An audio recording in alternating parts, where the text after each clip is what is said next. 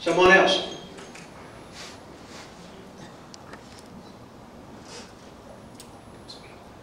Can I go home?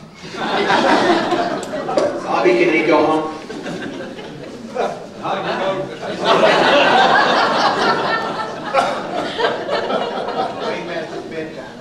Well, I'm not trying to milk comments out of anyone. I just don't want anyone to think that we adjourn before each and every person that had a comment or questions had their opportunity to come to the microphone and ask it. Yes, sir. I can come all the way up there because my question is pretty short and to the point. Okay. Exactly how many tax dollars are we spending per year? For instance, calendar year 2010, how many tax dollars are we going to spend on the hospital? Operating the hospital. Bottom line, the 1.4 that Judge Maynard mentioned in the Commissioner's Court, and Okay. what we're projecting, that I'd like a real figure. Okay. I can tell you that the debt service is in the neighborhood of $900,000 per year to fund the capital expenditures for the hospital. Because we've just started, the Commissioner's Court has funded our net proceeds, because we've lost some proceeds in the fiscal year 2010, which started in September. They funded us just shy of $300,000, I believe is the figure. That sound about right to you? Okay. Now, how much more we have to ask for during the remainder of the year is simply going to be the result of how much money we make or lose. And that's a predicted number. The original number was $1 million loss. I'm not of the opinion, I'm one person on the Finance Committee, and Ernie sits there too, and I don't think either one of us believe we're going to be anywhere near that figure by the end of the year. I think we're going to be better than $1 million, but I don't think we're going to make a profit in this fiscal year. So we're going to spend $1.5 million on the hospital per calendar year?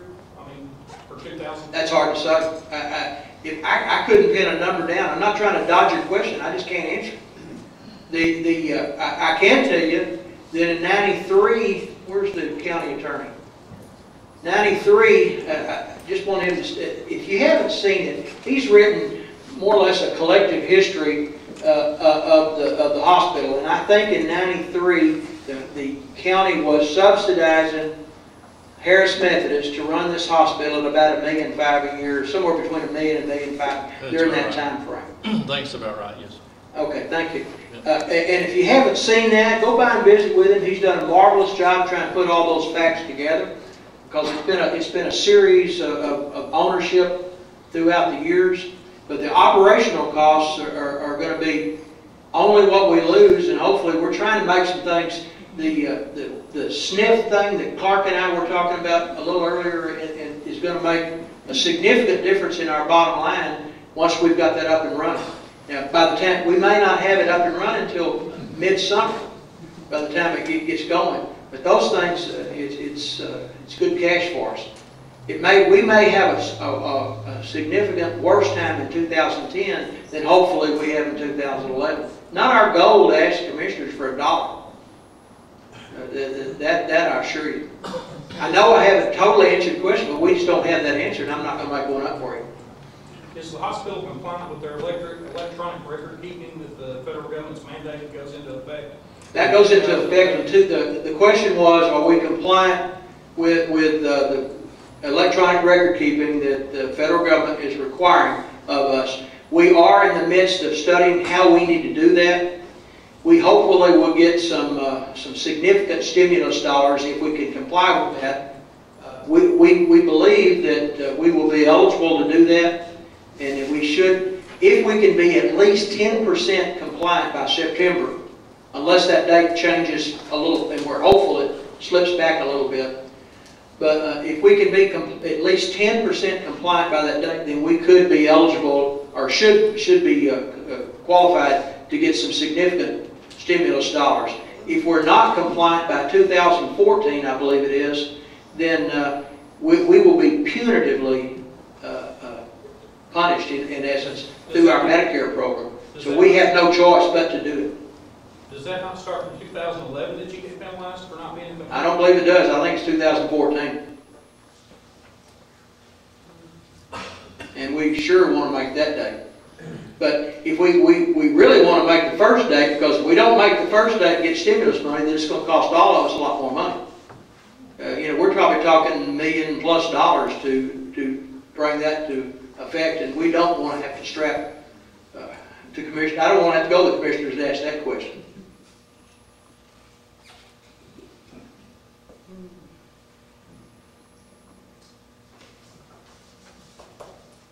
Someone else?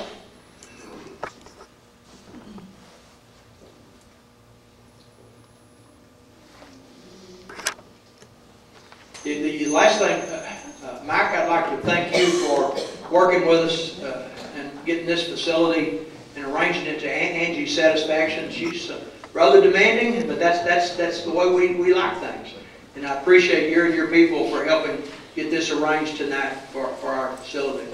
Tell them who's on the public relations committee. Okay. Well, why don't you refresh me with that? It's Bob Lancaster, Angie Robertson, and Sharon Boone is our public relations committee. They're the people that put this together. And I keep giving Angie all the credit, but she's kind of the outspoken one of the three. But we've got several committees going, and we hope that we can do this sort of thing or something even more beneficial in the future. We're going to try to publicize some of the things that people don't know, because that happens a lot, even in small communities, that people don't know it. Last but not least, I would like to thank you all for coming. And we have a card. Jody, raise your hand. And she'll meet you at the back. We've got a card. We'd like you just to tell us yes or no if you like this kind of environment, this kind of format. If you've got other comments you want to make on it, please do. Watch the commissioners' bulletin board for our announcements of our published meetings. We publish them all, and we would encourage. It's a rather small room, so it's a little difficult to do, but we encourage anybody to come to any board meeting and speak to us. I guess if there's no one else to talk to us tonight publicly, then we'll be around here for a few more minutes. But thank you all for coming.